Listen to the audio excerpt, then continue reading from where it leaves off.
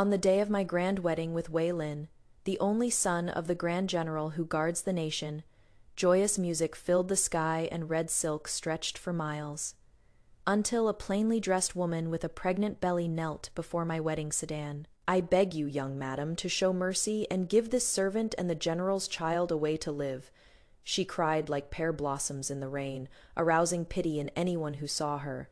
The blessings that filled the street instantly turned into harsh gossip and eyes eager to watch the drama unfold. Me, future husband, Wei Lin, wearing bright red wedding attire, stood there with an ashen face, but from his clenched fists and flickering gaze, I understood the guilt and reluctance. Understanding it was enough. Everyone thought that I, the legitimate daughter of a military family, would lose my temper on the spot and storm off. Even Wei Lin was prepared to bear my thunderous rage, but I just smiled softly through the sedan chair curtain. I lifted the curtain, looking at the woman kneeling on the ground, my voice gentle and soft, yet it made the bustling marketplace instantly quiet. "Sister, get up quickly. The ground is cold. Be careful of the child in your belly. Since it is the general's flesh and blood, then it is the bloodline of my general's manor. Bring a small sedan chair, welcome her in through the side door. From now on, we're one family." Wei Lin looked at me in shock. A hint of smugness flashed through that mistress's eyes. They all think I am principled and understanding, or maybe just weak and easy to bully. Huh, they don't get it. I didn't spend 10 years studying military strategy just to squabble over petty jealousies. It was so I could hold all the pieces firmly in my own hands. I'll play along with this act, but as for how it plays out, that'll be by my rules. The festive music started up again, but no matter how you listened, it carried a hint of off-key mockery. I sat calmly in the sedan chair, fingers playing with a warm and smooth jade pendant, a treasured keepsake my mother had given me from her dowry chest. It was fine jade, warm to the touch, able to calm one's heart. Outside the sedan chair, there was Wei Lin's lowered voice scolding, the steward's flustered arrangements, and the common people whispering to each other in discussion. "Have you heard? The legitimate daughter of Duke Dingguo's manor, Miss Ziwei of the Shen family. What remarkable bearing." "What good bearing? I'd say it is more like knocking out your teeth and swallowing the blood. Haven't even married in yet, and the husband's already about to have an eldest bastard son. Where does that leave her face? A military family marrying into a military family.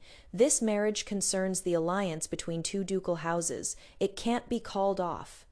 They were all right. The Shen family and the Wei family, one civil and one military, have dominated the court for years and long shared both glory and disgrace. My father, the Duke of Dingguo, controls the nation's military forces and provisions. Wei Lin's father, the Grand General who protects the nation, guards the northern border. This marriage is a union of power between the two families, a bargaining chip for that suspicious majesty to counterbalance the Prince of Pingxi. Therefore, it cannot be called off. Not only can it not be called off, but it must be conducted with great splendor and without any hard feelings. The sedan chair was smoothly carried in through the side door, avoiding the commotion at the main entrance. I can imagine that the concubine named Liu Qingqing is right now being carried sneakily into the manor through the side gate in a green sedan chair. She thinks she has won the first round. Little does she know, from the moment she knelt before my sedan, her every move will be calculated clearly by me. Step over the fire basin, cross the saddle, bow to heaven and earth. Not a single step of the ceremony is missed. Wei Lin keeps a stiff face throughout, repeatedly looking at me with complicated eyes. I maintain a proper smile throughout, as if that scene on the street today was merely a harmless little episode. The calmer I am, the deeper the guilt in his eyes becomes. Guilt is something more useful than affection. Affection is fickle, but guilt ferments with time, becoming a chain that can firmly lock a person's heart. When bowing to the elders, both the old master and the lady look displeased, but seeing my composed expression, they can only force smiles serving tea. I pick up the teacup and respectfully offer it to my father-in-law. "Father, please have some tea," the old master says in a deep voice. "Good." Then I offer it to my mother-in-law. "Mother, please have some tea." the lady takes the tea, holds my hand, and says in a low voice, "Jade, you've been wronged." I smile slightly and shake my head. "Mother, you are too kind. We're family. How can we talk about being wronged?" Just at this moment, an untimely voice sounds. "Elder sister." Lu Qingqing at some point was being supported by a maid as she walked in, holding a cup of tea and timidly kneeling down in front of me. Elder sister is the main wife, so younger sister should naturally offer elder sister a cup of tea first. From now on, please take good care of me, elder sister. The gazes of all the guests in the hall instantly focused on me again. This was the second power play. She wanted to use this kneeling to solidify her status as younger sister and make me acknowledge her position in front of everyone. Wei Lin's face changed again, about to open his mouth to scold. I raised my hand and gently pressed down on his sleeve. I looked at Lu Qingqing kneeling on the ground. She kept her head lowered, exposing her slender, fragile neck, her eyes rimmed red, the very picture of delicate submission. What excellent tactics. I smiled, personally bent down, and helped her up. "Little sister, what are you doing? You are with child. You are the greatest contributor to this household. How can you perform such a grand bow?" I took the tea from her hands but didn't drink it, instead passing it to the maid serving beside me. "I appreciate this cup of tea." My voice remained gentle. "However, the general's manor has rules when a concubine serves tea. It should be done the next morning, in the main wife's chamber behind closed doors as a family rite. Today the hall is full of guests. We're conducting state rites and family rites. Sister, by acting this way, you've disrupted the rules. You are the general's woman. Your every word and action represents the general's manner. You can't be so willful anymore from now on." My words were flawless. I not only pointed out her status as a concubine, but also implied she didn't understand the rules and had disgraced the general's manor. More importantly, I elevated her to the position of representing the general's manor's reputation. If she made a fuss again, she'd be immature and deliberately embarrassing the general's manor. Lu Qingqing's face instantly turned pale. She didn't expect that not only would I not take the bait, but I'd turn it around and slap a tightening spell on her instead. The guests around us, the way they looked at me changed too, from sympathy to admiration. I supported Wei Lin and smiled slightly at him. "Husband, let's go toast the guests." He nodded dumbly, being led by me like a puppet on strings. "I know that from today on, the rules of this household will be set by me." At the wedding banquet, wine cups were raised and exchanged. Wei Lin was surrounded by his colleagues plying him with drinks. He could hold his liquor well, but tonight he seemed intent on getting drunk. I sat upright at the women's table, calmly handling the probing and scrutiny from the ladies of each household. In their eyes, there was sympathy, curiosity, and schadenfreude. The Minister of War's wife said with a fake smile, "Young madam is truly generous and virtuous. We women can't compare." I raised my cup with a slight smile. "Mrs. Chen flatters me too much. Only when the family is harmonious can all affairs prosper. With my husband fighting for the country at the front lines, we as wives should naturally guard the home front for him, so he won't be distracted." With one sentence, I elevated the petty scheme of household disputes to the righteousness of family and country. Those present were mostly women from military families, and no one could find fault with it. Mrs. Chen shut her mouth resentfully. My gaze swept across the entire room, taking in everyone's expressions. Which ones are genuinely concerned, which ones are waiting to see me make a fool of myself, and which ones can be won over. I've sized up each and every one. This wedding banquet, to me, isn't a humiliation, but a battlefield. It is the best opportunity to figure out the network of relationships in the general's manor, and sort out who is friend or foe late into the night.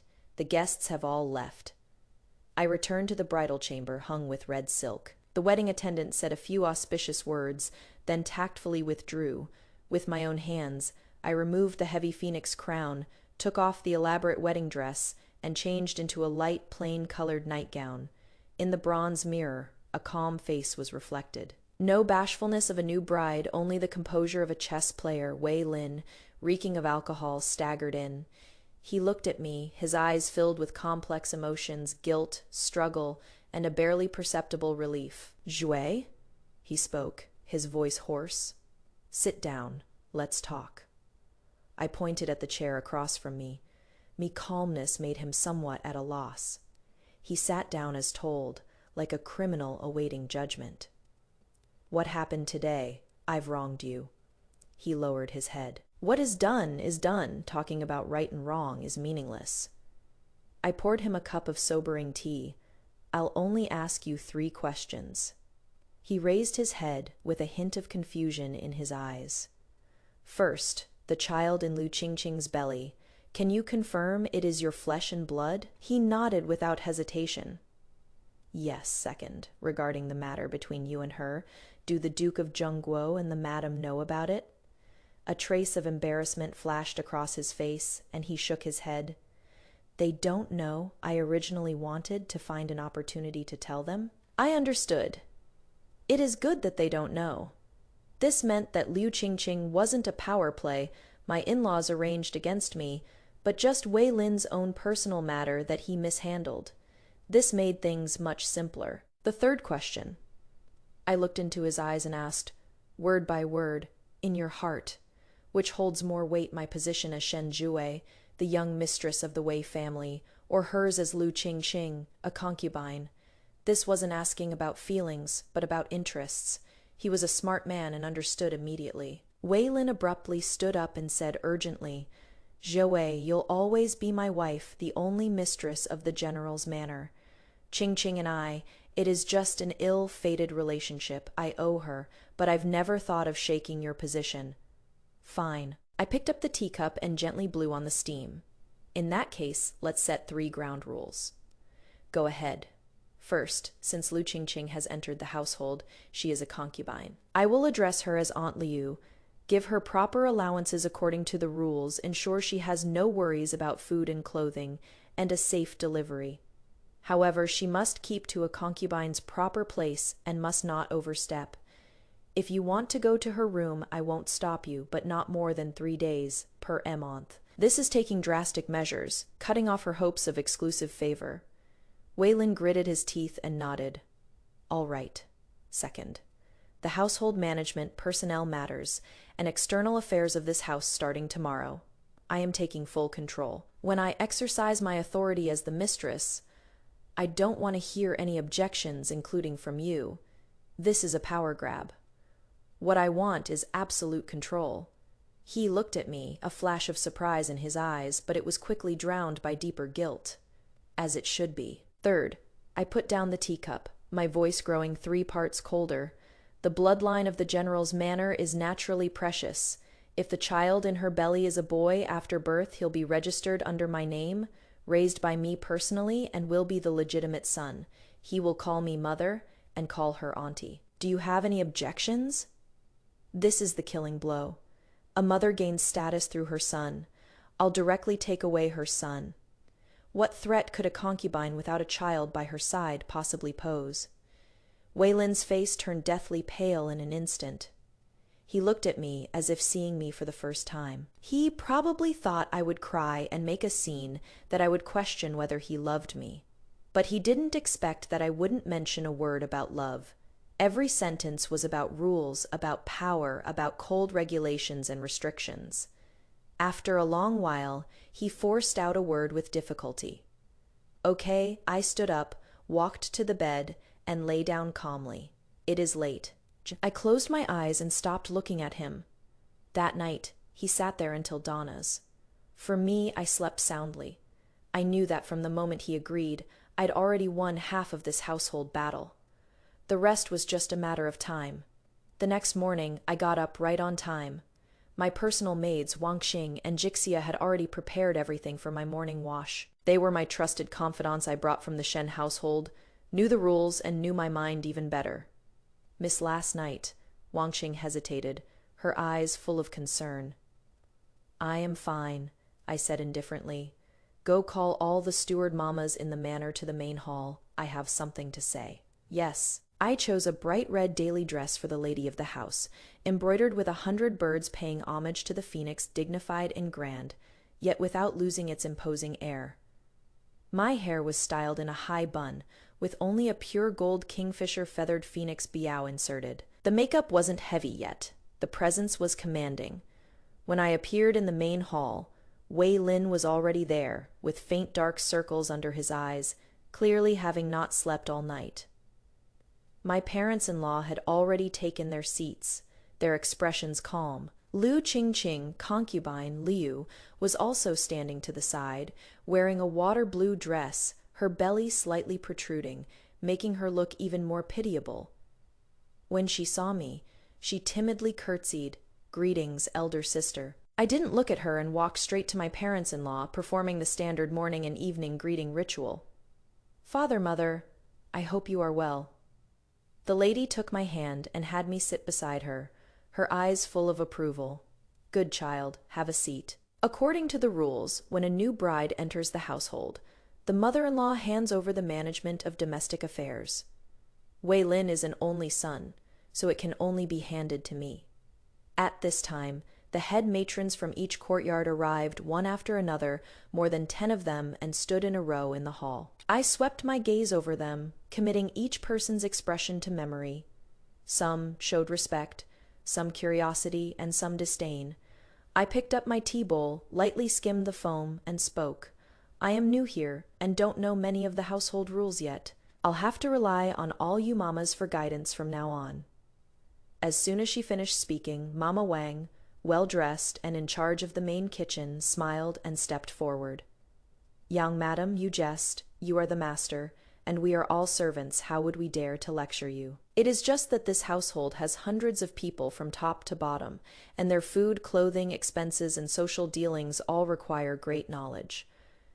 I am afraid young madam might not be able to handle it all at once. How about we follow the old rules and let the First Lady continue managing things while you learn for 6 months to a year first?" What a crafty slave, playing up their seniority. This is testing my limits and trying to put me in my place. I smiled, but my eyes turned cold. How many years has Mama Wang been serving in the household? Replying to young madam, this servant has been in the household for 23 years. She straightened her chest quite proudly. 23 years. Indeed, an old hand. I nodded. Then my tone shifted. "Then let me ask you, according to the rules of our great Zhou dynasty, when a new wife enters the household and takes charge of domestic affairs, should it be handed over by the mother-in-law, or should a servant have a say in it?" Mama Wang's expression changed instantly. This servant wouldn't dare." "You don't dare. I think you've got quite the nerve." I slammed the tea bowl down on the table, making a crisp sound. The entire room fell silent. As the head of the kitchen, instead of thinking about how to ease the master's worries, you are here recklessly gossiping about your masters and sowing discord between mother-in-law and daughter-in-law. Who gave you the nerve? "I, summon and come," I shouted sternly. Mi dowry guards, Shenda and Shen-er, immediately strode in from outside the door, clad in armor, their menacing presence imposing. "Drag this insolent slave who disrespects her master and knows no hierarchy out, beat her with 20 heavy strikes of the rod, then sell her off to the harshest, coldest estate. Never allow her to return to the capital." Mama Wang was scared out of her wits and immediately knelt down begging for mercy. "Young madam, spare my life. First madam, save me." The first madam sat upright, expressionless, without saying a word. She is a smart woman. She knows I am establishing my authority here. If she speaks up, she'd be going against me, the new daughter-in-law, and lose her dignity as a mother-in-law. Wei Lin frowned, seeming like he wanted to say something. I shot a glance his way, cold as a blade. He remembered last night's 3 ground rules. His lips moved, but in the end he still kept silent. Mama Wang was dragged out, and soon the sound of wooden planks striking and shrill screams rang out from the courtyard. The steward madams in the hall were all silent as cicadas in winter, not daring to lift their heads. I slowly stood up and walked before them. "I know some of you are old-timers in the estate, taking pride in your seniority, but you must remember the general's manor bears the surname Wei, and now I, Shen Jiwei, am the mistress of this household.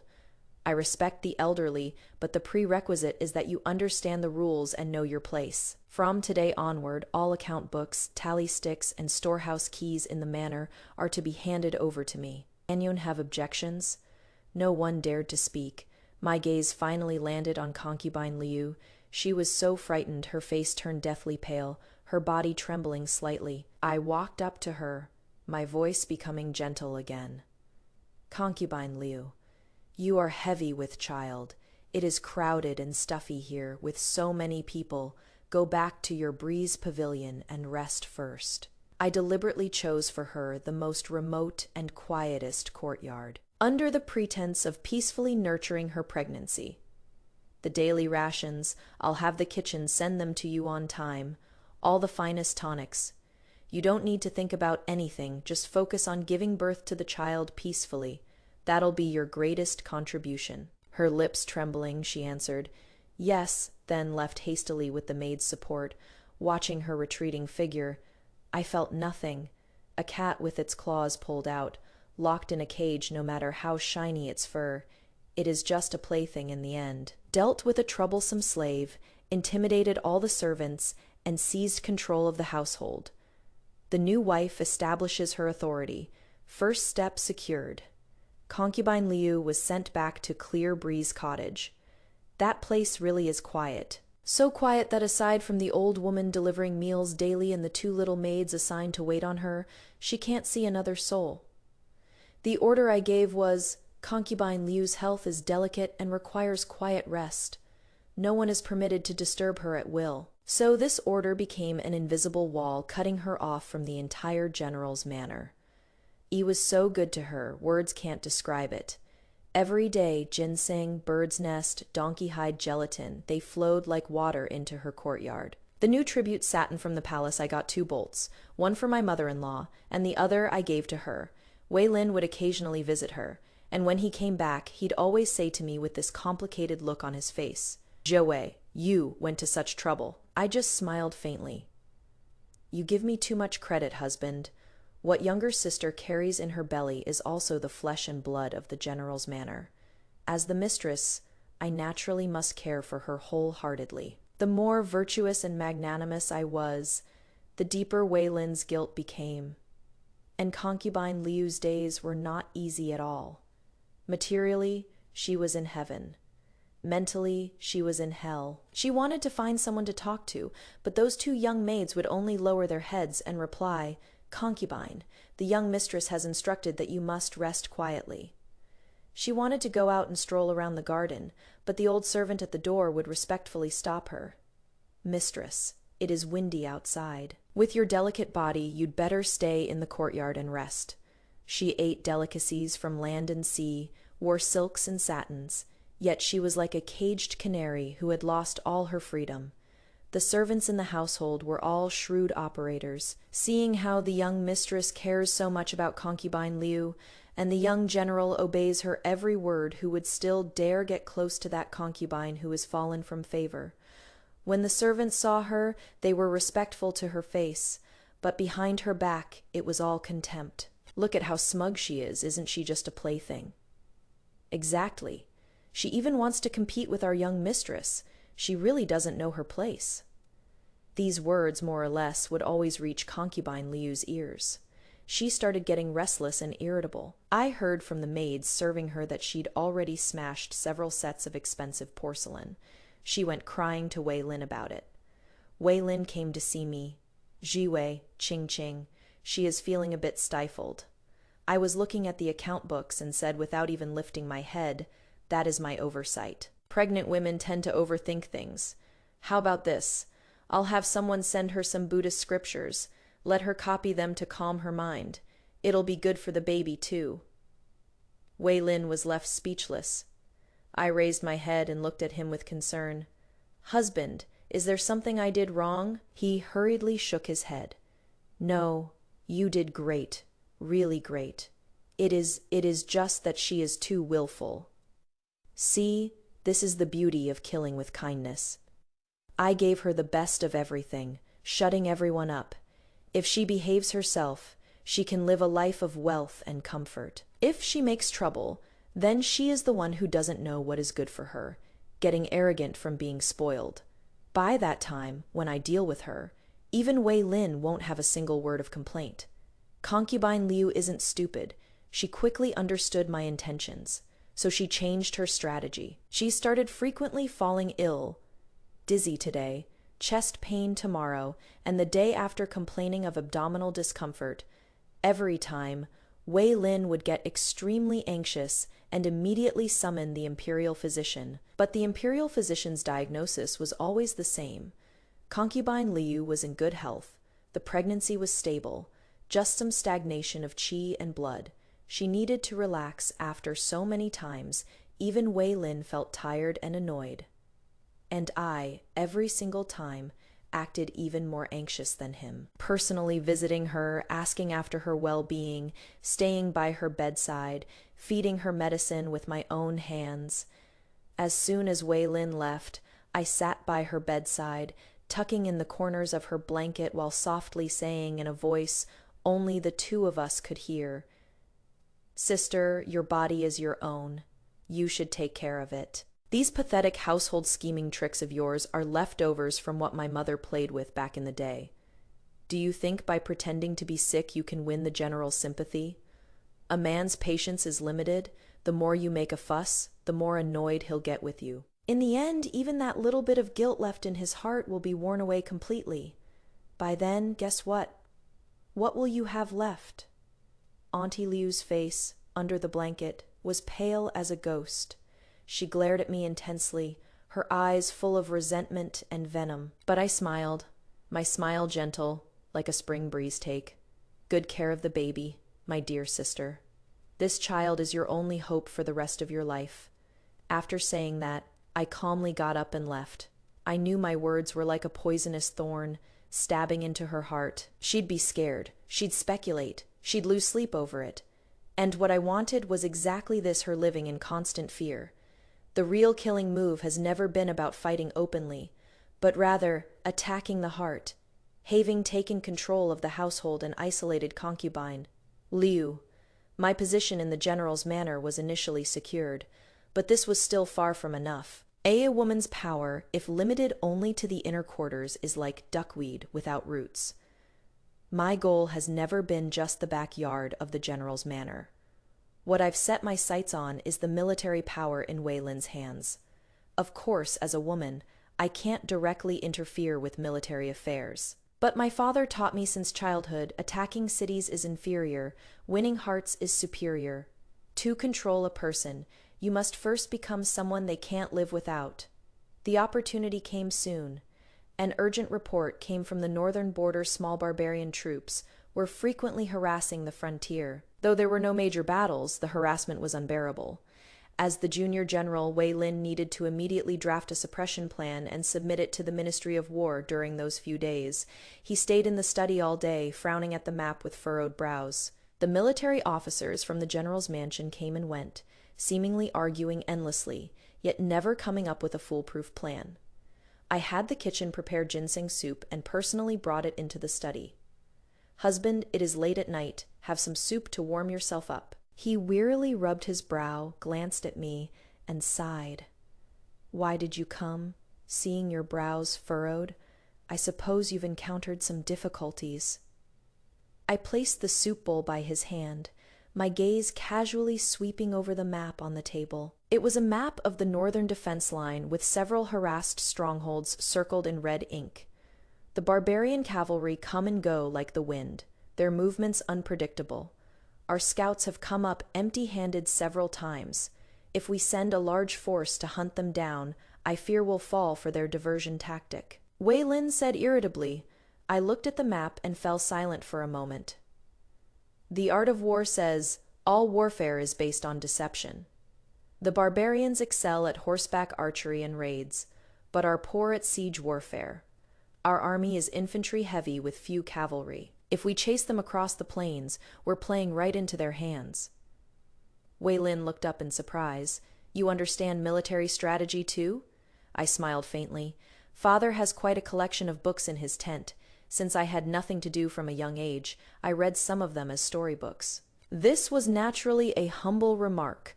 Me father is the Duke of Dingguo, in command of the nation's military forces and provisions.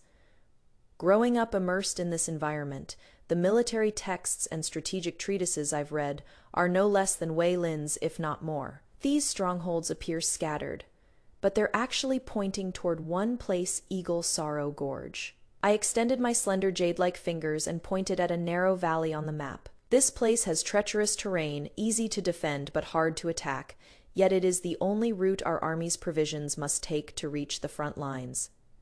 The barbarians have been harassing us repeatedly, seemingly without pattern, but that is actually to put us off guard. Their real target is here. Wei Lin's eyes instantly lit up. He stared at the map, cold sweat beading on his forehead. I actually didn't think of that. They're trying to copy the besiege, a point to strike the reinforcement strategy. First, use small forces to tie down our main army, then send elite troops to raid Eagle Sorrow Stream by surprise and cut off our supply line. When that happens, our frontline army will fall into chaos without even a fight. My tone was calm, yet every word hit the mark. Wei Lin suddenly understood, but then fell into deep thought again. But even if we know their target, Eagle's Sorrow Gorge has complex terrain. If we set up an ambush, too few troops would be useless, and too many troops would be easily detected. Why ambush? I asked back. If we don't ambush, are we just going to watch them seize the provisions? Husband, have you heard of? Turning their scheme against them, luring them into a trap. I walked to his side, picked up the red brush, and drew several circles on the map. We can turn their trick against them, deliberately send out a batch of provisions escorted by a small force to lure them into raiding it. But what is loaded in these supply wagons isn't grain, but dry firewood and sulfur soaked in oil. At the same time, we'll have archers lying in ambush beforehand on the high ground on both sides of Eagle Grief Stream. Once the barbarians fall into the trap, fire arrows will be launched all at once. When that happens, the entire Eagle Grief Stream will turn into a sea of flames they won't escape even with wings. Wei Lin stared at me in a daze, his eyes filled with shock and disbelief. He didn't expect that the difficult problem that had troubled him for days would be easily resolved by me with just a few words. He even less expected that I, a sheltered woman from the inner chambers, would have such strategic vision. "Joey," he murmured. "You?" I withdrew my hand and smiled slightly. "I am just doing armchair strategizing, talking nonsense. The specific deployment still needs to be decided by you, husband, and the generals." I took a step back and returned to my position as a wife. Stop right there, keep my achievements and reputation hidden. This is the self-cultivation of a brilliant strategist. That night, Wei Lin was in his study, redrafting the battle plan based on my ideas. The next day, he presented the plan to the old master after reading it. The old master slammed the table in approval, repeatedly saying, "Good, good, good. Linner, you've finally made progress." Wei Lin's face flushed slightly as he said in a low voice, "This plan is not solely your son's achievement." The old master was so sharp, he immediately understood what was going on. He gave me a deep look, and that gaze was full of meaning. I just lowered my eyes and smiled, saying nothing. I knew that from today on, my standing in this family was completely different. I was no longer just the young mistress of the Wei family. I was also a secret weapon who could bring victory to the Wei family.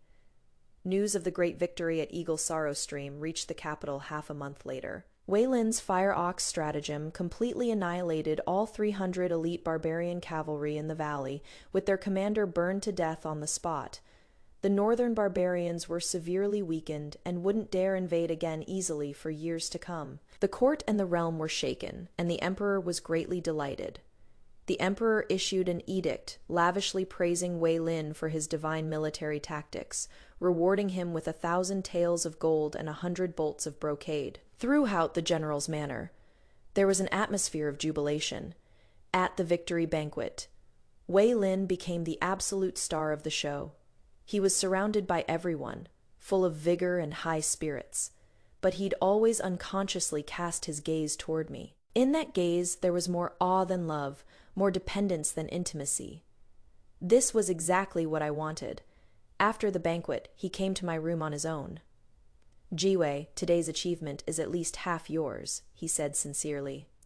"You are too kind, husband. I was merely showing off my meager skills." I remained humble as always. "No, you are not just showing off." He looked at me, his gaze burning.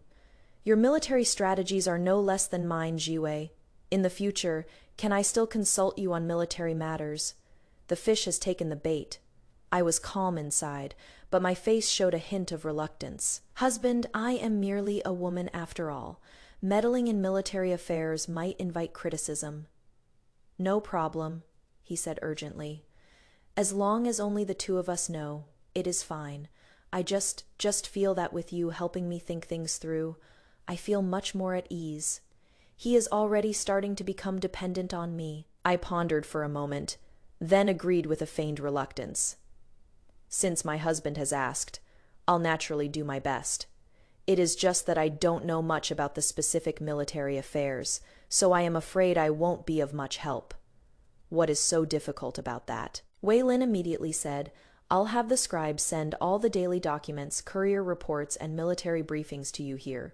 You can read through them when you have free time." He thought this was just a way for me to understand the situation. He didn't know, however, that he had personally delivered the most core power right into my hands. Military administrative affairs, though seemingly complicated and trivial, are the foundation of all military operations. Provisions allocation, troop increases and decreases, appointments and dismissals of officers, equipment wear and tear. All the data is gathered in these documents. Whoever controls this data controls the lifeblood of the army from that day on. On my desk, besides the household ledgers, there were also piles upon piles of military documents. I started helping Wei Lin organize and file them. At first, he was still a bit uneasy and personally checked them. Later, he discovered that not only did I organize everything in perfect order, but I could also spot many details he had overlooked. For example, the winter clothing supplies for the garrison in a certain place were 10 days late and still hadn't arrived. A certain colonel reported weapon losses that were far higher than normal levels. I pointed out these suspicious points one by one and attached my suggestions. Wei Lin followed my suggestions to investigate, and sure enough, uncovered problems. The winter clothes were embezzled by postal station officials along the way. The weapon losses were that colonel falsely reporting and fraudulently claiming, lining his own pockets. Wei Lin flew into a thunderous rage, severely punished those involved, and the military atmosphere was thoroughly cleaned up. From then on, he had not the slightest doubt about my abilities. He gradually got used to it, coming to me first every day. When he returned home, listening to me report on the progress of military administrative affairs. He even got used to asking first before making major decisions. "Joey, what do you think?" He thought I was helping him. He didn't know that I was using an invisible net to gradually gather all his power into my hands. Bit by bit, I became familiar with the designation of every troop unit, the name, background, and personality of every general. I found out which generals in the army were the old duke's former subordinates, and which were trusted aides promoted by Wei Lin himself. I found out their factions, their weaknesses, their desires. This information, in Wei Lin's eyes, was messy military reports. In my eyes, however, it was a clear map of power. And I was the one who drew this map. Wei Lin, unknowingly, changed from a chess player into the most important chess piece on. He holds military power, yet he doesn't know that the sword's hilt has already quietly fallen into my hands. My limelight has gradually overshadowed Wei Lin's. The servants in the manor now show me even more respect than they do Wei Lin. They know who the real master of this household is, the one whose word is final. All of this has naturally fallen into the eyes of my mother-in-law, the Grand Madam. She is a traditional matriarch from a military family who has spent her whole life supporting her husband and raising children, keeping the inner quarters in perfect order. She appreciated my abilities, but it seemed she was also starting to feel a bit uneasy about how deeply I'd gotten involved in the front courtyard affairs. That day, she called me to her courtyard to talk. "Jiwei, you've been working so hard lately. You have to worry about everything, both inside and outside the manor." She held my hand, her tone gentle. "Helping ease my husband's and mother's burdens is a daughter-in-law's duty," I answered respectfully. "Linner is blessed to have such a capable wife like you." She shifted her tone. "However, as a woman, you should still prioritize the household above all. Military and state affairs are men's business. You can help advise occasionally, but there is no need to involve yourself in everything personally." This was a gentle warning. She was reminding me not to forget my place, not to overstep. I understood clearly in my heart, but my face showed nothing. Mother is right in her teaching. It is this daughter-in-law who has been foolish. I obediently lowered my head. "I am not blaming you." The grand lady sighed. "It is just that. Since ancient times, women meddling in politics has never had a good reputation. I am afraid you are overworking yourself. And I am also afraid of what people outside might say. It is not good for you, or for the general's manner your daughter-in-law understands mother's concerns." I didn't explain myself, nor did I argue back, because I knew that the power struggle with my mother-in-law doesn't depend on words, but on actual strength. She was worried I would sideline. Wei Lin, worried I would shake her position in this family. Well then, I'll make her see just how beneficial my presence is to this family. A few days later, news came from the palace that the imperial noble consort's birthday was approaching, and a grand banquet would be held in the palace. All the titled madams from each household had to enter the palace to offer their congratulations. This was a war among women, a concentrated display of each family's status, standing, and connections. The first madam was deeply troubled by this. The general's manor is a military household, not good at socializing. In years past, at these kinds of occasions, the grand madam would always avoid them if possible, and even if she went, she'd mostly sit in a corner, blending in with everyone else. But this year, with Wei Lin's great victory at Eagle's Sorrow Gorge, the general's manor is at the height of its fame. Keeping a low profile is impossible, even if they wanted to. She was worried she couldn't handle it and would lose face for the general's manor. I volunteered on my own. "Mother, if you trust this daughter-in-law, let me handle this year's congratulatory gifts and palace social obligations." The grand madam was somewhat hesitant.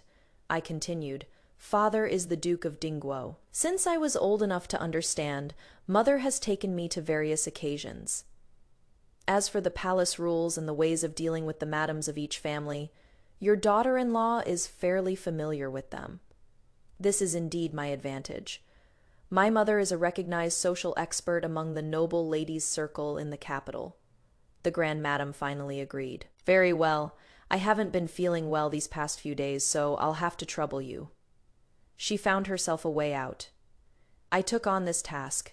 I know this is a test my mother-in-law is giving me. If I handle it well, she'll recognize my ability and acknowledge my value in external social relations. If I mess it up, the prestige I've accumulated in the front courtyard will be greatly diminished. I not only need to handle it well, but handle it beautifully. I want everyone to know that I, Shen Jiwei, can not only strategize behind the scenes, but also negotiate and handle diplomatic matters. The glory of the general's manor, in my hands, will only become more brilliant.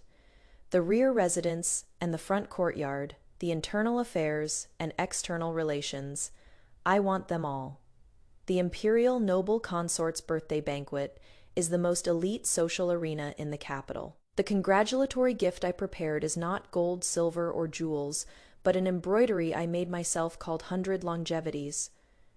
I drew the design myself, and every stitch and thread contains ingenious thought. More importantly, in this embroidery, I used gold thread to cleverly stitch in the landscape scenery of the imperial noble consort's hometown. This sentiment is one of a kind on the day of the birthday banquet. I entered the palace in the same carriage as my mother-in-law. She wore the court dress of a first-rank imperial appointment, her expression still somewhat nervous.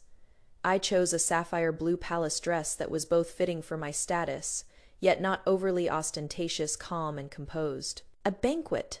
The madams from each household competed to outshine one another, and every congratulatory gift presented was priceless. When it was the general's manor's turn, I personally stepped forward and unfurled that painting of 100 longevities. This subject's wife, Enfei Shen, wishes the imperial noble consort longevity, peace, and eternal youth. The imperial noble consort didn't pay much attention at first, but when she clearly saw the landscape in the picture, a hint of surprise and emotion flashed in her eyes. "This is the Hanshan temple from my Suzhou. Your ladyship has keen eyes." I smiled and said, "I heard that your ladyship sometimes feels homesick, so I took the liberty of embroidering scenes from your hometown into the picture. I hope that when your ladyship sees this, it is like seeing your hometown and brings you joy every day." These words struck right at the imperial noble consort's heart. She had left home to enter the palace many years ago, and homesickness was the softest spot in her heart. Good. What a wonderful like seeing my hometown. The imperial noble consort's face lit up with joy. The general protector's manner is so thoughtful. She immediately rewarded me with a pair of jade ruyi, and even specially moved our seats to a more forward position. The looks the ladies around me gave me instantly changed. Jealousy, envy, scrutiny. I knew that with this move, I had already made a name for myself in the capital's noble ladies' circle. During the banquet, the head lady official at Her Majesty, the Empress's side, specially came over to chat with me. The wife of the Minister of Personnel came over to strike up a conversation with me on her own, her words full of attempts to win me over. Even Princess Anning, who has always been so haughty, gave me a few extra glances. I handled everything with ease, my words and behavior flawless. Neither humble nor arrogant, and I showed just the right amount of bearing as a daughter of a military family. The Grand Madam watched from the side, from the initial tension, to the later surprise, and then to the final relief and ease. She finally understood that what I possess is not just the ability to manage the inner household and the talent for armchair strategy. What I possess is a natural, innate ability to control people's hearts. This is something that neither she nor Wei Lin possesses. On the carriage back to the estate, the cabin was completely silent. After a long while, the Grand Madam finally spoke, her voice carrying a hint of emotion. "Joey, today, I underestimated you." "Mother, you are too kind.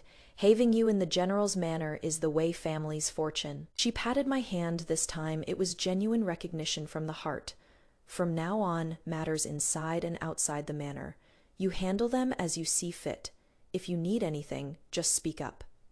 She handed over power, willingly and wholeheartedly, because she knew that the future of the general's manor in my hands would be better than in hers and Wei Lin's. I won this smokeless war with my mother-in-law.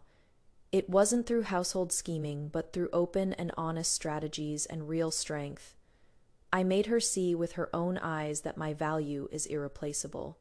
From then on, my power in the general's manor was no longer restrained. As for concubine Liu, that woman still locked up in Qingfeng Pavilion, dreaming her dream of rising through her son's status. I had already left her completely in the dust. She and I, we were no longer even on the same battlefield. Days passed one by one, and concubine Liu's belly grew bigger and bigger. Perhaps it was her impending childbirth that gave her new courage. Or perhaps it was the long confinement that made her go crazy. She started acting up, and she did it in an extremely clumsy way, imitating me. She started studying military strategy in her Breeze cottage. When this news reached my ears, I was going over the procurement accounts for a batch of military equipment and almost laughed out loud. Wang Qing said indignantly, "Miss, what is she trying to do? A pathetic imitation. She should look at what she really is." I put down the brush and took a sip of tea. "No, she is not just imitating," I said lightly. "She is sending a message to Wei Lin." "What message?" "Look, I can also be your virtuous helper. I also understand your world of conquering battlefields. I understand you better than that mistress who only knows how to play power games. This tactic is really not clever, but against an indecisive man like Wei Lin, who is also harboring guilt, it might not be ineffective." Sure enough, after Wei Lin returned from her place, the way he looked at me carried an additional trace of complexity. He even beat around the bush and asked me, "Jouet," Qing Qing says, She has been reading Six Secret Teachings recently, and there are some parts she doesn't understand. She wants to ask you for advice. What do you think?" I sneered inwardly, but my face remained gentle. "Oh, little sister is also interested in military strategy. That is a good thing." "Then, husband, military strategy is a weapon of the state, the way of killing and warfare. If a woman looks at it too much, I fear it will harm her disposition and isn't good for the baby."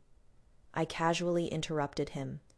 "Sister's most important task right now is nurturing the pregnancy. If you truly care for her well-being, you should keep her away from all this fighting and killing stuff." I used the 3 words for her own good to shut down everything Wei Lin had to say. He opened his mouth, but in the end could only nod helplessly. "You are right." However, concubine Liu's performance wasn't over yet. A few days later, Wei Lin received an urgent report from the front lines. It was about how to deal with a batch of captured barbarian soldiers who had surrendered.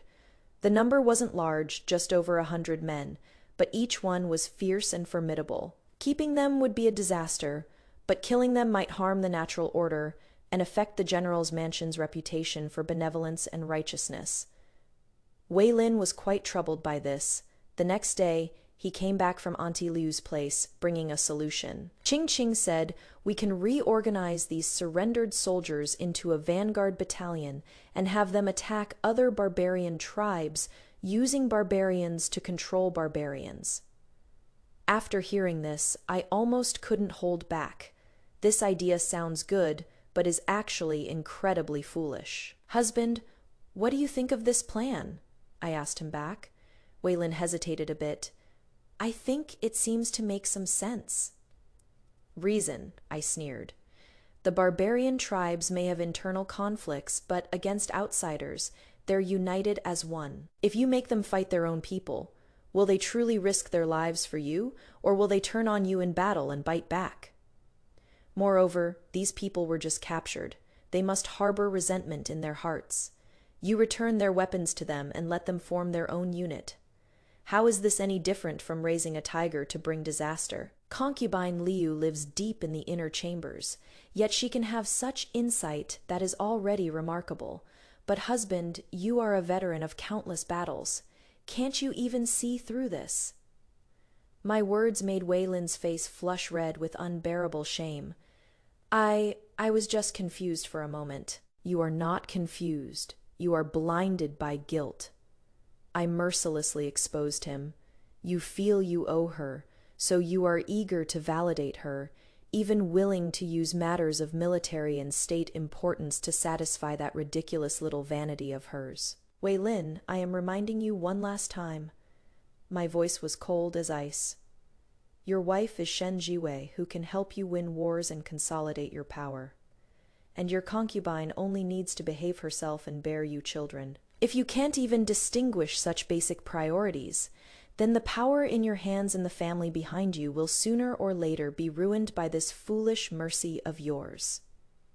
Wei Lin's face turned deathly pale. He looked at me, fear showing in his eyes for the first time.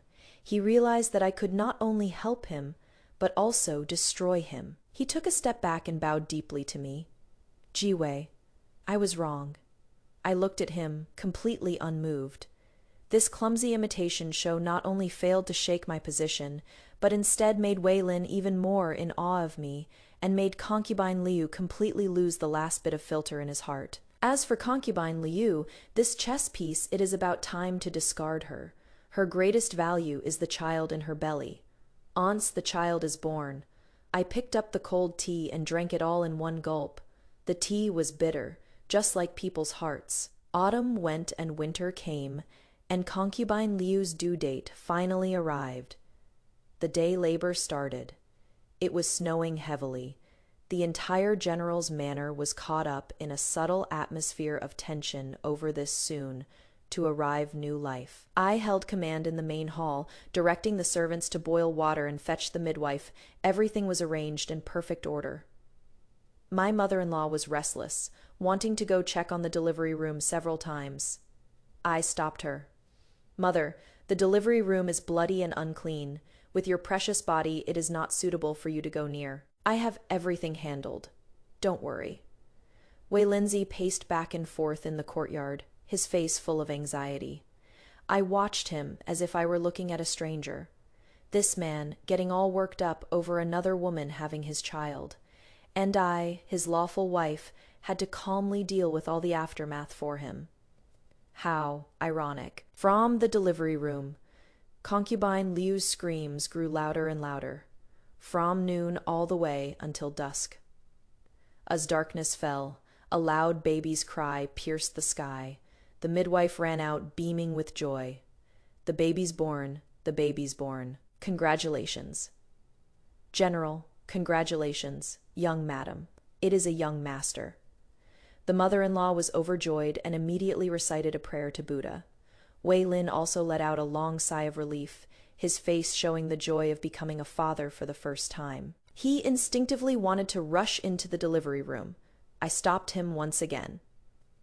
Husband, little sister Liu just gave birth. Her body is weak and shouldn't be exposed to drafts. If you go in now, it would be quite inconvenient. My voice was calm, yet carried an unquestionable authority. He stopped in his tracks and looked at me. What about the child? Don't worry, I've already arranged the most suitable wet nurse and maids. They'll take very good care of the young master. I had already prepared a warm side courtyard and had the child carried over there. From the moment he was born, he was no longer concubine Liu's son. He is the legitimate eldest son of the general's manor. He is my son, Shen Jiwei's son. When I went to see concubine Liu, she was lying in bed, her face as pale as gold paper, extremely weak. When she saw me, intense hatred burst from her eyes. My child, give my child back to me. She struggled to sit up. Sister, you are confused. I sat by her bedside, personally bringing her a bowl of ginseng soup. That is my son, the legitimate son of the general's manor, Wei Chengzong. This is the name personally bestowed by the old master. You venomous woman! She shrieked, knocking the ginseng soup onto the floor. Sister, don't get angry. It is bad for your health. I didn't care at all, picking up my handkerchief to wipe the soup off my hands. Your task is complete. Now, I'll give you two choices. I looked into her eyes, enunciating each word.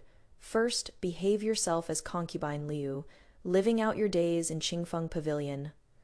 I'll guarantee you a lifetime of wealth and comfort, but don't ever think about seeing that child again. Second.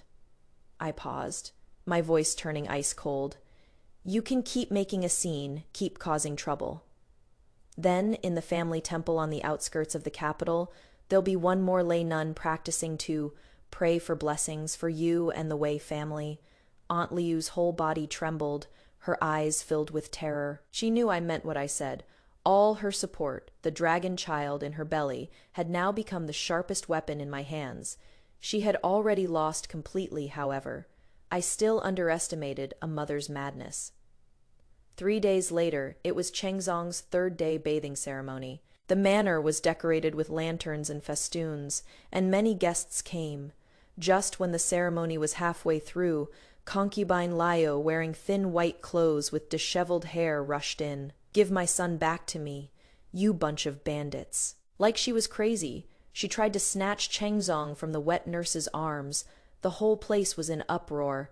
Wei Lin's face was ashen, and he stepped forward and grabbed her. Lu Qingqing, have you gone mad? Get back! I won't. Aunt Liu clutched his arm tightly, crying her heart out. Wei Lang, that is our son. How can you let him call another woman mother? How can you be so heartless? This farce made the general's manor lose all face. Mother-in-law was trembling all over with anger. The old master's face was so gloomy it could drip water. I stood aside, watching coldly, watching Aunt Liu make her final struggle, watching as the guilt in Wei Lin's eyes was ground down bit by her madness into disgust. I waited until she'd made enough of a fuss, until she'd cried herself out. Only then did I slowly step forward. I curtsied to everyone. My voice wasn't loud yet. It clearly reached everyone's ears. Apologies for the embarrassing scene. Concubine Liu is weak after childbirth and misses her child. which has left her mentally confused and behaving improperly. As the mistress of the household, I failed to care for her properly. I took all the blame onto myself. This virtuous act moved every guest present. The young mistress is so kind-hearted. Indeed, this concubine is too thoughtless. I walked up to Auntie Liu, bent down, and gently smoothed her disheveled hair. Sister, I know you can't bear to part with the child, but Chengzong is the future of the general's manor. He needs a legitimate status, a mother who can pave the way for him. You can't give him these things. Only I can give him a bright future. My voice was so soft that only she could hear it. With today's scene, you've cut off your own last way out. Concubine Liu's body froze. I stood up and bowed to the old master and mother-in-law. Father, mother, concubine Liu's mind is unclear. I fear she might harm the young master in your daughter-in-law's opinion. Why not? Send her to the family temple to recuperate for a while. It would be good for her and for the child. The old master looked at me, a hint of approval, and resolve flashed in his eyes. He finally spoke, his voice resonating like a great bell. Do as the young madam says, that settled it. Concubine Liu's fate was sealed then and there. She was dragged away by two sturdy old servants. She was still crying out, still calling Wei Lin's name. But Wei Lin, from start to finish, never looked at her again. In his eyes, there was only weariness. A farce brought to an end just like that. With my own hands, I put a period on this useless chess piece. Watertight, benevolent to the utmost. Everyone thinks I was merciful, that she brought it upon herself. No one knows that from the moment she knelt before my sedan, this ending was already written. Lu Qingqing was sent to the family temple. From then on, in the general's manor, this person no longer existed. Wei Chengzong, my son, grew up peacefully by my side. I hired the best wet nurse for him, used the best things, and treated him as my own child. Everyone praised me for having a kind, motherly heart, being magnanimous and virtuous. Wei Lin became even more respectful and fearful of me. He never mentioned that woman's name again, as if she had never appeared. He poured all his energy into military affairs, and I became the most solid support behind him and the most indispensable strategists. I've long managed the internal affairs of the general's manor as tight as an iron barrel. I also handle external social relations with ease. The imperial noble consort and I have become handkerchief friends who can chat. I maintain good relations with all the influential wives of families in the capital. A vast network of connections centered on me has quietly spread out. More importantly, my control over military affairs has penetrated deep into the marrow. Wei Lin's every decision cannot be made without my involvement, from the dispatch of provisions and fodder to the replenishment of troops, from the formulation of tactics to the promotion of generals. He was responsible for charging into battle on the front lines, earning military merits. I was responsible for strategizing in the rear, paving the way for him and clearing obstacles. We became a perfect pair of partners. He even proactively gave me a duplicate seal of his personal seal. Jouet, from now on, for some less important documents, you can handle them as you see fit. No need to wait for me to return for everything. What a level of trust this was. How foolish that was. He personally put the knife handle right into my hands. With this seal, I could mobilize many resources in his name. I began discreetly to place members of my Shen family in positions within the military. I replaced key positions like the provisions officer and armory supervisor with people I trusted. Wei Lin had no idea about this. He just thought that the people I recommended were all exceptionally capable and useful. The old master saw it all but chose to tacitly allow it. He is a clever old fox. He knows that Wei Lin's abilities are enough to maintain what we have, but not enough to break new ground. But I, Shen Jue, have the ambition and the skills to bring the Wei family to another peak. As long as everything I do is for the glory of the Wei family, he won't interfere. He even started seeking my opinion at some important family meetings. Before I knew it, I became the actual person in power at the general's manor. Wei Lin is the young general in name only. and I was the one standing behind him, controlling everything. An uncrowned general, he gradually realized he couldn't live without me. In the military, he needed my strategies. In the court, he needed the connections I'd built for him. At home, he needed me to manage everything and raise the children. The way he looked at me grew more and more complicated. There was respect, there was fear, there was dependence, just no love. And I was the same. Between us, there is no warmth of a married couple, only the most solid alliance of power. This gives me more peace of mind than any illusory love ever could. The year Chengzong turned 3, war broke out again in the northern border. This time, it wasn't some minor harassment. Instead, the barbarian tribes assembled an army of 200,000 split into 3 routes, marching south in full force, their blades pointed straight at Yanmen Pass, the nation's gateway. The nation was in grave danger. The emperor issued an edict, appointing General Wei Xiao, the old lord, as commander-in-chief and young General Wei Lin as vanguard, to immediately lead 100,000 imperial guards from the capital north for reinforcements. The night before the expedition, I packed Wei Lin's things for him. He was dressed in full battle gear, his iron armor cold, yet it couldn't hide the tension and excitement in his eyes. This was his first time as a vanguard general, leading troops on his own, facing such a large-scale battle. He wanted to say something. Husband, this journey spans thousands of miles through mountains and passes. Be careful in everything. I fastened the ties of his cloak for him, my voice calm. On the battlefield, things change in an instant. Remember not to act on impulse. I understand. I've already prepared 3 pouches for you. I took out 3 small pouches from my bosom and placed them in his hands. If you encounter urgent military situations, you can open them in sequence. These are the 3 contingency plans I've prepared for him based on the map of the northern border and my analysis of the barbarian general's tactics. He gripped the brocade pouch tightly, as if clutching at a lifeline. Ji Wei, I am leaving the household in your hands. Don't worry, the great army departed. I held Chengzong in my arms, and together with my mother-in-law, we saw them off from the city tower, watching that mighty army disappear into the horizon. My mother-in-law's face was already streaming with tears, but my expression remained grave as water, because I knew their war was at the border, while my battlefield was in the capital. Once the army left, undercurrents would inevitably stir within the capital. Those political enemies usually suppressed by the Wei family and Shen family would definitely seize the opportunity to strike, especially since this expedition had nearly drained the capital's defensive forces. If chaos erupted in the capital at this time, the consequences would be unthinkable. I saw off Wei Lin return to the manor and immediately summoned all the stewards. From today on, the general's manor closes its doors to guests and strengthens security. All purchases for the manor from top to bottom will be handled by my personal guards. Also, send my letter to father. Tell him he must be careful, there may be trouble brewing at court. Me premonition came true soon enough.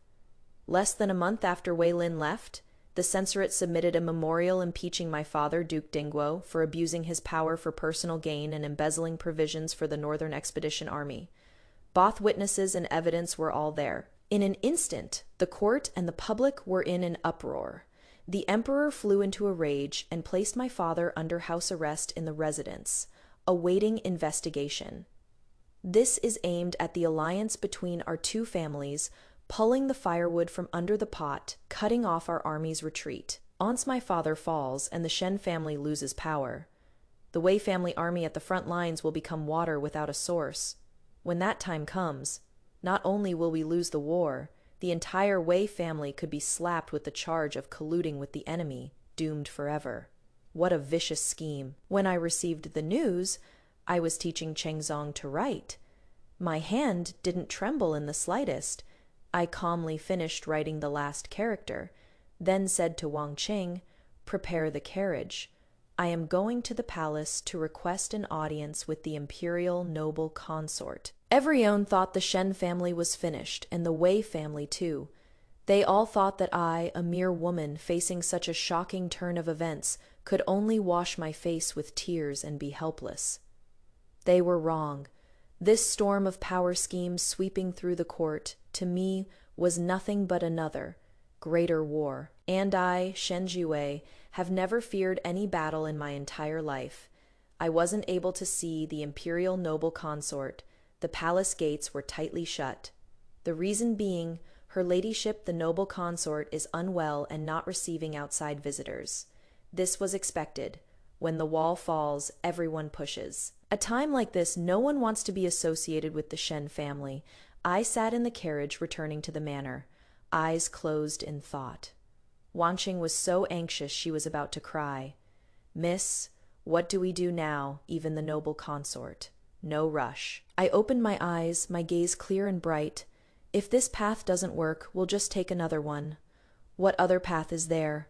Better to rely on yourself than ask others for help.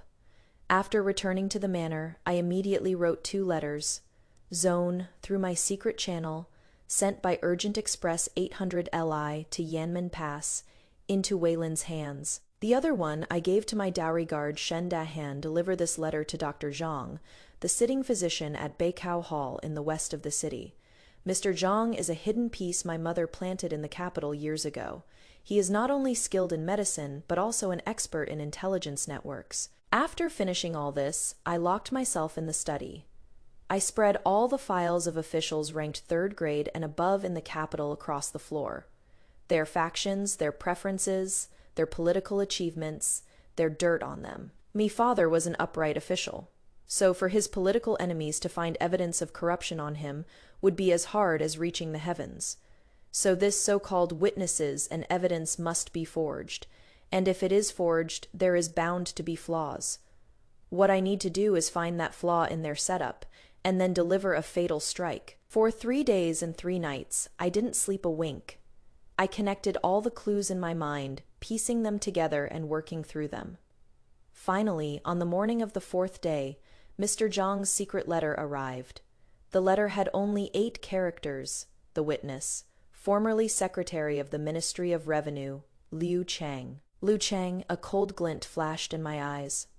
I remember him. 3 years ago, this man was investigated by my father for embezzling treasury silver, stripped of his position and prosecuted. Never thought he'd become a blade in their hands. Very good. I immediately picked up my brush and wrote the 3rd letter. Wanqing, deliver this letter to my mother. After receiving the letter, Mother only did one thing. She sent people to invite Liu Chang's elderly mother and young, only son to a villa on the outskirts of the city, to be well taken care of. We didn't threaten or intimidate. We just let Liu Chang know that his family was in our hands at the same time. News came from the front line. Wei Lin received my letter. He followed my instructions and didn't rush to defend my father. Instead, in a crucial battle, deliberately show weakness, lure the enemy in deep, then use the second strategy from my bag of tricks, burning the connected camps and crush the barbarian left wing. A great victory at Yanmen Pass. The news reached the capital and morale soared. The emperor was greatly pleased and lavishly praised Wei Lin in court. The tide began to turn. At this moment, I submitted my certificate of allegiance. Through the First Lady's connections, I presented to the emperor a detailed plan I had spent 3 nights compiling on, thoroughly investigating the Ministry of Revenue's deficit and recovering debts owed to the national treasury. The plan not only pointed out the Ministry of Revenue's messy accounts over the years, but also included a long list of names. The people on the list were all imperial relatives and important court officials who had borrowed from the treasury under various pretenses over the years but never repaid. And these people, precisely, were all the masterminds behind the impeachment of my father. The emperor was worried about the depleted treasury and tight military budget. Me plan was like sending charcoal in snowy weather. He looked at the list, his eyes becoming incredibly profound. He understood this was the Shen family's counterattack. It was also a blade that I, Shen Zue, was handing him. He could use this blade to discipline those disobedient officials and fill his treasury. and all he needed to give in return was simply to restore the Shen family's innocence. This was a deal with guaranteed profit and no loss. The emperor was a shrewd ruler. He accepted the blade I handed him. A morning court the next day, he publicly announced a thorough investigation into the Ministry of Revenue's deficit and appointed Prince Jing, known as the Iron-Faced King of Hell, to take full charge of the matter. A single stone stirred up 1,000 waves. In the court, there were cries of ghosts and howls of wolves. Those censors who impeached my father most viciously almost all had huge aivideo discovered in their homes during the raids. As for that witness's Lu Chang, before Prince Jing could interrogate him, he committed suicide at home out of fear of his crimes. He left behind only a letter written in blood, confessing how he had been bribed and how he had framed the Duke of Dingguo. Everything, with no way to verify since the dead tell no tales. Me father's case fell apart on its own.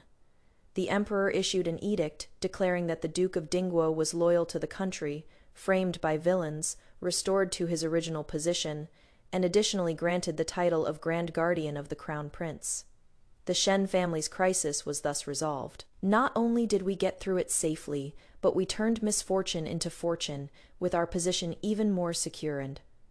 I, Shen Zhui's name, for the first time, truly entered the emperor's view. He knew that brilliant plan, that precise list, couldn't possibly have come from the Duke of Dingguo's hand, even less possibly from Wei Lin's hand, who was far away at the border. The only possibility was me, the young mistress secluded deep in the general's manor. Half a month later, the final victory report came from the northern border. Wei Lin and the old duke, coordinating from inside and out, used the counter-espionage stratagem from my third pouch and successfully turned a tribal chieftain of the barbarians. Under the pincer attack from inside and out, the barbarian army was completely routed across the board. The commander was beheaded, and of the 200,000 troops, over half surrendered. The northern border welcomed at least 20 years of peace. The Wei family achieved unparalleled marathon, the day of the army's triumphant return. The emperor personally led all officials 10 li outside the city to welcome them. The edict of rewards followed accordingly. Great General Wei Xiao, Guardian of the Nation, was promoted to Duke Guardian of the Nation. Junior General Wei Lin inherited the position of Great General Guardian of the Nation, and I, Shen Zhui. The emperor's decree was issued specifically for me. Wei Shen Zhui, beautiful and wise, deeply understands righteousness.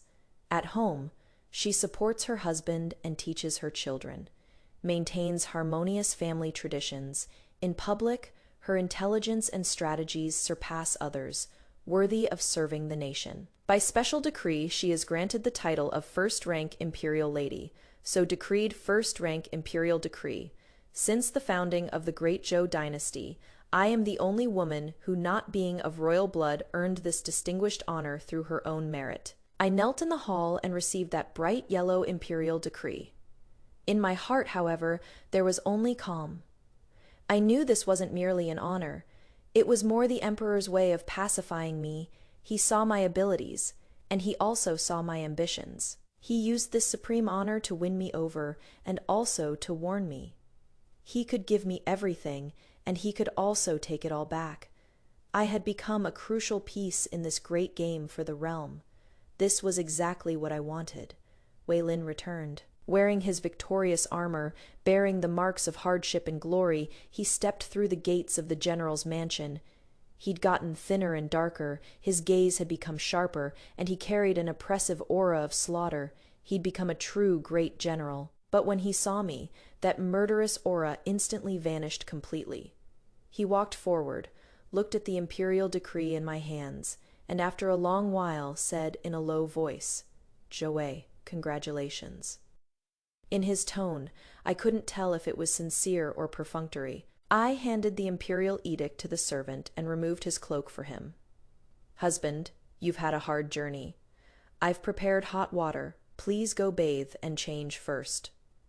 My tone was the same as always, as if I wasn't that first-rank lady with power over the inner palace, but still just his wife. He looked at me deeply, nodded, and turned to leave. That evening, the manor held a banquet to celebrate the triumphant return. The old master, oh no, now the old duke. He drank himself completely drunk, holding on to Wei Lin, spouting nonsense with old tears streaming down his face. I sat quietly beside my mother-in-law, watching all this. After the banquet, Wei Lin came to my courtyard. He dismissed everyone. In the room, only the two of us, husband and wife, remained.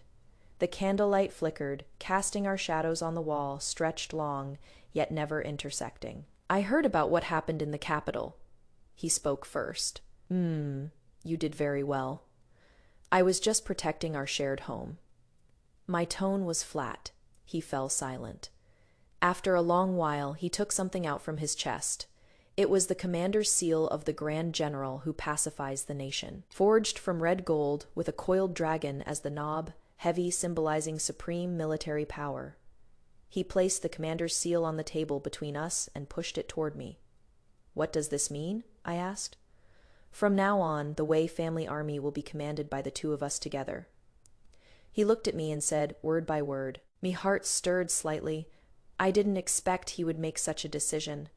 This was sharing with me his most core power and also showing me his attitude. "You don't need to go through me anymore to give orders." He smiled self-mockingly. "I know. I might be okay at fighting wars, but when it comes to strategy and understanding people's hearts, I am far inferior to you. The Wei family needs you." I looked at him.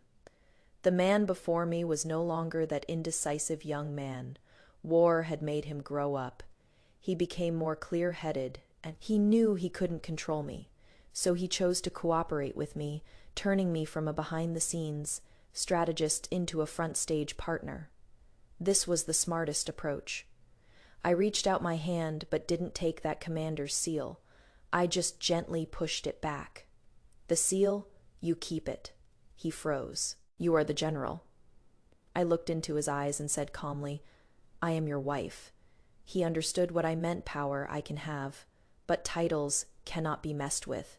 He must be that nominal supreme commander, and I, forever behind him, that irreplaceable woman. We can be partners, comrades in arms, but first and foremost, we are husband and wife.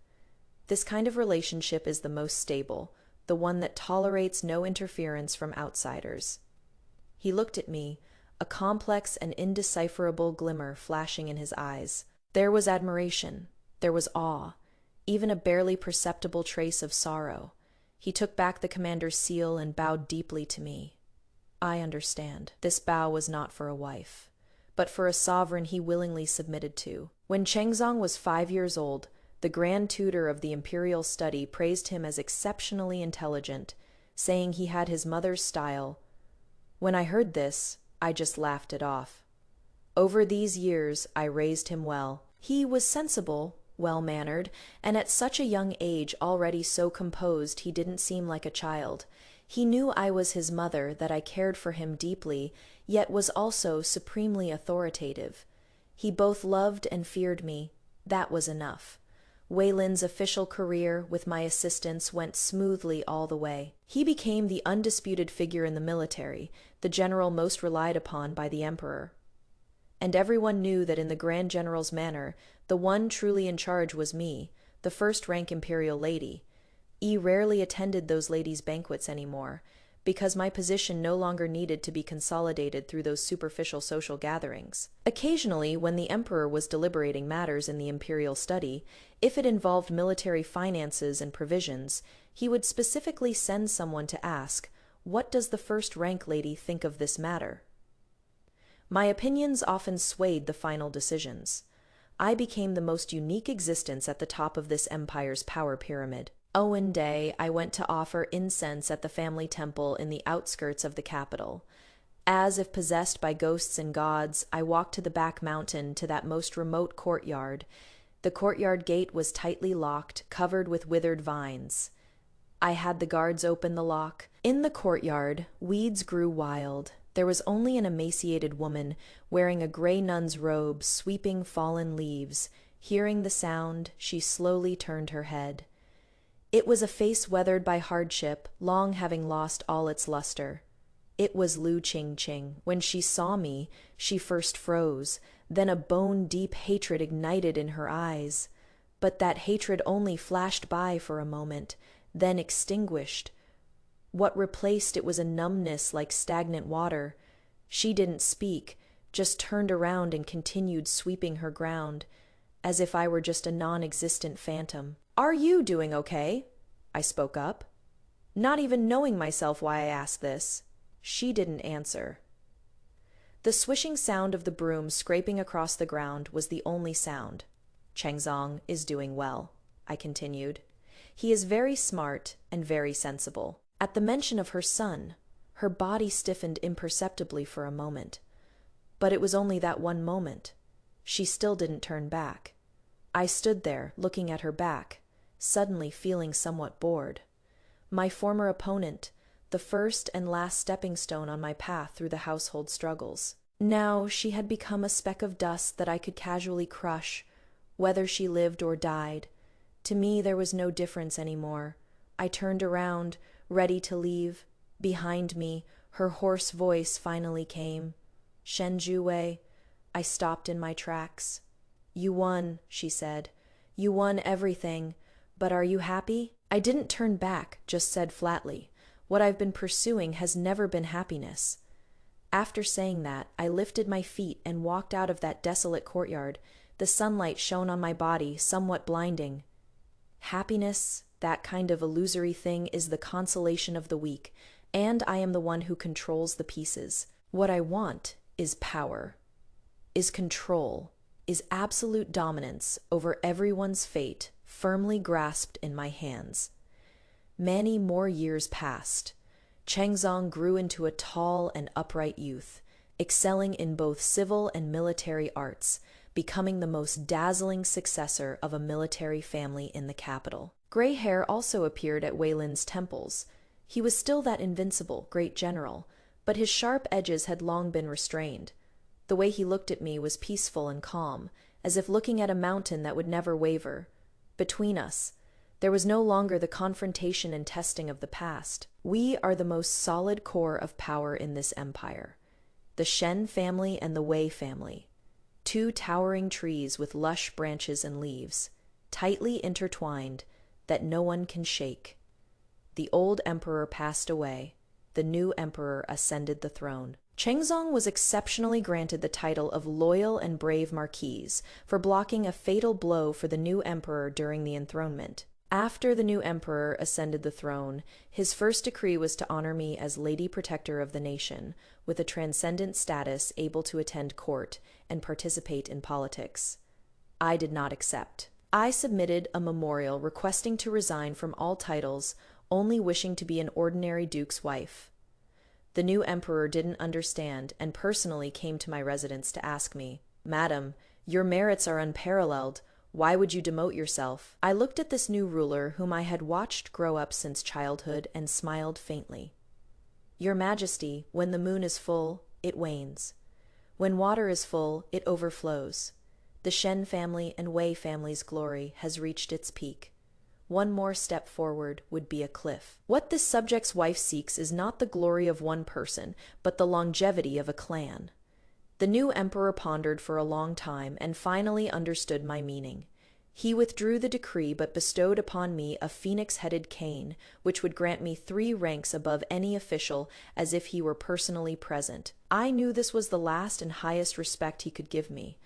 That day, Wei Lin accompanied me as we stood on the highest watchtower of the general's manor. The afterglow of the setting sun dyed the entire capital a golden color. "Why did you refuse?" he asked me. "Because I've already gotten everything I should get." I looked into the distance and said softly, "I obtained control of the general's manor. I obtained actual command of the Wei family army. I obtained the right to speak in the court. I pushed my son up to the position of marquis. I sent both the Shen and Wei families to the pinnacle of power. My entire life has been spent planning and maneuvering. From the day of the grand wedding, starting with that woman who knelt before my bridal sedan, my life became one war after another. I won. Won everything. Juwei." Wei Lin suddenly called my name. In the next life. Don't work so hard anymore." I turned my head to look at him. In his eyes was a trace of tenderness I had never seen before. Perhaps there was also a trace of pity. I smiled. "Husband, you don't understand. I was not born to be a woman. I was born to be a warrior. This is my destiny, and also my legend. My legend was written into the history books. The court historians used all their flowery words to describe me, this lady protector of the nation. They said I was virtuous and gentle, and also said my wisdom and cunning were unmatched. They said I assisted 2 generations of monarchs and stabilized 100 years of the empire. They placed me alongside the founding female generals. The daughters of later generations read my story and revered me as a deity. They only saw my glory, my splendor. But no one knew of the cold smile I wore in the bridal sedan on my wedding day. No one knew of that cold negotiation between my husband and I on our wedding night. No one knew that I had sat alone through countless deep nights until dawn facing military maps. No one knows that in the family temple in the outskirts of the capital, that woman who had long turned to withered bones once asked me if I was happy. Now I can answer her. When I saw Chengzong in full military attire, spiritedly receive the great general's seal, when I saw, under the new emperor's rule, the seas calm and rivers clear, the country prosperous and people at peace, when I saw the glory of the Shen family and Wei family able to continue for 100 years. In my heart, there was an emotion far surpassing happiness. That was satisfaction. It was the satisfaction of a chess player who sees the game they laid out with a lifetime's effort ultimately win the entire world. When Wei Lin passed away, he was very peaceful. He held my hand and said one last sentence. "Jie, having you is truly wonderful." I observed 3 years of mourning for him. Then I handed everything in the general's manor over to Chengzong. He moved back to the Duke Dingguo's manor, the place where I grew up, on an afternoon of first snow. I sat under the corridor, watching the snow fill the sky, brewing a pot of fresh tea. Wang Qing, now an old maid with a full head of silver hair, draped a fox fur coat over me. "Old madam, the wind is picking up." I nodded and picked up the teacup. The tea's fragrance swirled, and in a trance, I returned to that wedding day. Joyful music filled the sky, red silk for 10 miles. A woman with a pregnant belly knelt before my sedan chair. At that moment, I thought I had been dealt a terrible hand. Later I came to understand, for a true chess player, there is no such thing as a bad hand. Every card in your hand can become the key to your victory. The key is in how you play this game. I, Shen Jiwei, have lived my life as chess, using marriage as the game, household struggles as the start, the imperial court as the board, and the empire as the wager.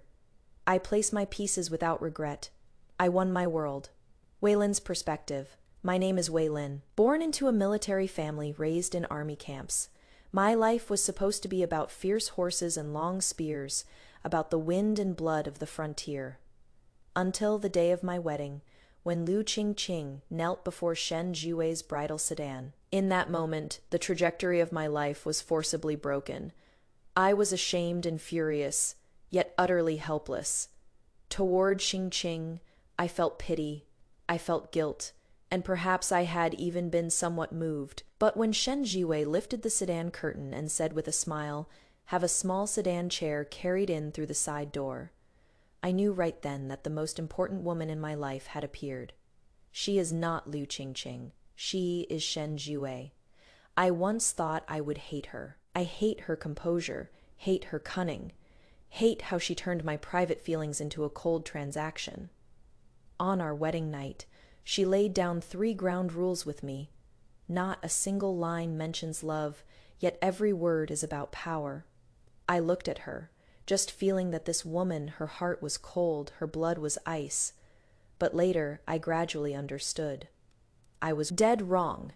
The first time my view changed was in the study. For the battle at Eagle's Sorrow Stream, I was at my wit's end, but with just a map and a few words on military strategy, she showed me the way. The shock of that moment surpassed any victory on the battlefield. I realized what she saw was the entire chess game, while I was just a piece in the game, a recklessly charging chariot. From that moment on, I began to rely on her. I handed her the documents, and she gave me back a well-organized rear. I threw her my problems, and she gave me back foolproof strategies. I gradually got used to letting down all my guard in front of her. I even enjoyed this feeling, enjoyed having someone who could see through all my thoughts, who could make up for all my shortcomings. Some said that General Wei had been sidelined by his own wife. They don't understand. I wasn't sidelined, I was lifted up. It was she, Shen Jue, with those delicate hands of hers, who lifted me, who lifted the entire Wei family to an unprecedented height. As for Lu Qingqing, and that child, when Lu Qingqing imitated Ziwei, trying to meddle in military affairs with her clumsy methods, the last bit of guilt in my heart vanished into thin air. I finally understood the gap between them wasn't status, wasn't looks, it was vision. It was the difference between clouds and mud. What Liu Qingqing wanted was my love, was a place in the inner quarters, while what Shen Jiwei wanted was the entire world. When she was strategizing in the capital for the Shen family's wrongful case, playing chess with all the civil and military officials, I was at the border watching her moves from afar with only awe in my heart. I knew that what I married back was not a wife, but a queen who could rule the realm with me. On the day of my triumphant return, I pushed the commander's seal in front of her. That was my willing submission. But she pushed it back. She said, "You are the great general, I am your wife." At that moment, I completely understood.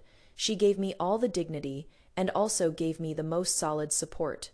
Between us, perhaps there was no worldly romantic love between man and woman, but there was something more solid than love. That was trust, understanding, a community of shared interests fused into bone and blood. Before my death, I held her hand. Her hand was still warm, but no longer soft, with thin calluses on her palm from years of holding a brush. Looking at her still, clear eyes, I said softly, "Having you is truly wonderful." She didn't cry. She just nodded. I closed my eyes, my heart filled with peace. In my life, the most right thing I did wasn't how many battles I won or how much military merit I earned, but rather on the wedding day when everyone thought I had lost. I won back a Shen Jue. He was her chess piece and also the only king on her chessboard. That is enough. Wei Chengzong's perspective, my name is Wei Chengzong. Since I can remember, my mother has been different from other people's mothers. Other people's mothers would hold their children, tell stories, and sing nursery rhymes. My mother would hold me sit in front of a sand table and teach me military formations and tactics. The first lesson she taught me wasn't benevolence, righteousness, propriety, wisdom, and trustworthiness, but rather warfare is the way of deception, she said to me. Chengzong tears are the most useless thing in this world. They can only get you sympathy, not respect. When you want to cry, think instead about how to make your enemies cry. I once thought that mother didn't love me. She was always more stern than tender with me, more instructive than praising. Until the year I turned 10, from the idle gossip of the old servants in the estate, I learned about my origins. I learned about Qingfeng's small residence, the family temple, Aunt Liu. I learned that I wasn't mother's biological child that night. I didn't sleep at all, in my heart. There was no resentment, no hatred, only a cold, belated fear, as well as an even deeper awe for mother. The next day, I went to pay my respects to mother. She was reading a military report from the northern border without even lifting her head. "What is it?" I knelt on the ground and performed a proper formal bow to her. "Mother," I spoke, my voice somewhat trembling but very firm. "Your son will always be your son." She finally raised her head and put down the military report in her hands. She looked at me for a very, very long time. Her gaze was very complex, with scrutiny, with probing, and finally it turned into a trace of faint relief I had never seen before. "Get up," she said. "You are my son. This point will never change. Remember, your identity is given by me. Your glory, your future, will also be forged by me. As for that woman, she is just a pitiful person who made a mistake. You need not remember her, nor need you hate her. She is not worthy of becoming your shackle. From that day on, I completely grew up. I understood the meaning of my existence. I am Mother's most perfect creation, an important chess piece on her path of power and strategy, and also the continuation of her life. I no longer hoped for her tender embrace, because I knew that what she gave me was something more grand, more precious than that. She gave me a future. She used her wisdom to pave all the roads for me. She used her tactics to clear all the obstacles for me. When I was granted the title of Marquis of Loyalty and Courage, I saw Mother's carriage at the palace gate. She didn't get out of the carriage, just quietly watched me through the curtain. I bowed deeply in the direction of the carriage. I knew that this marquis position was won for me by her. After Father passed away, Mother placed the great general's seal into my hands. That commander's seal was very heavy, heavy with the Wei family's century of glory and also Mother's half-lifetime of effort. I held it and said to Mother, "Mother, rest assured, your son will definitely not disappoint your expectations." She nodded, turned and left, her back still straight. In the history books, my mother is called a legend, but to me, she isn't a legend. She is my sky, my earth, the light I've chased all my life. The greatest glory of my life isn't being enfeoffed as a lord or appointed minister, but rather being able to stand behind her and say to the world, "Look, that is my mother's empire." Lu Qingqing's perspective. My name is Lu Qingqing. In the best years of my life, I met Wei Lin. He was handsome, gentle, a young general with outstanding military achievements. I thought I had grasped my love my whole life. I had his child. I naively thought this was my greatest bargaining chip. A mother's status rises with her sons. That is how all the storybooks write it. So, with my pregnant belly on his wedding day, I knelt before that woman's bridal sedan. I thought I would see an earth-shattering quarrel, see that legitimate daughter of a military family lose her composure and break down. I had even planned how I would cry pitifully like pear blossoms in the rain to win Wei Lin's protection. But what I saw was a smiling face and a calm, breezy carry her in. From that moment on, I had lost. It is just that at the time I didn't understand yet. I was kept at Qingfeng Pavilion with fine clothes and exquisite food, yet like a prisoner. I thought that as long as I gave birth to a son, everything would be different. I naively wanted to learn from her, wanted to read those military books that I couldn't understand at all. I wanted to tell Wei Lin that I could also become his understanding companion. Looking back now, it is truly laughable. How can the light of a firefly compete with the brilliance of the bright moon? All I sought in my life was nothing more than a man's love, the status of a concubine. But that woman, from the very beginning, what she wanted was the entire general's manor, or even more. Or battlefields were never on the same level. I exhausted all the tricks of household scheming, pretending to be sick, throwing tantrums, competing for favor. In her eyes, it was probably like the tricks of a 3-year-old child. She didn't even bother to use any schemes against me. She simply used open strategies, used rules, used magnanimity to lift me step by step onto a high platform, then let me fall down hard, shattered to pieces. The moment the child was born, I heard his loud cry. Me heart broke. I knew that my last bargaining chip had also been taken away by her. Me final madness was at the 3rd-day washing ceremony. I watched her hold my son in her arms, watched her under the guise of, "For my own good," pronounce my ending. Wei Lin, that man I once thought loved me, never once looked at me properly from beginning to end. The disgust in his eyes hurt more than a knife. These years at the family temple have been long, yet also short. Green lamps, ancient Buddha, endless fallen leaves to sweep every day. I think about where exactly I went wrong. I thought about it for a long time, and finally figured it out. My mistake was I shouldn't have provoked someone I could never afford to mess with. I thought I was competing with a woman fighting over a man.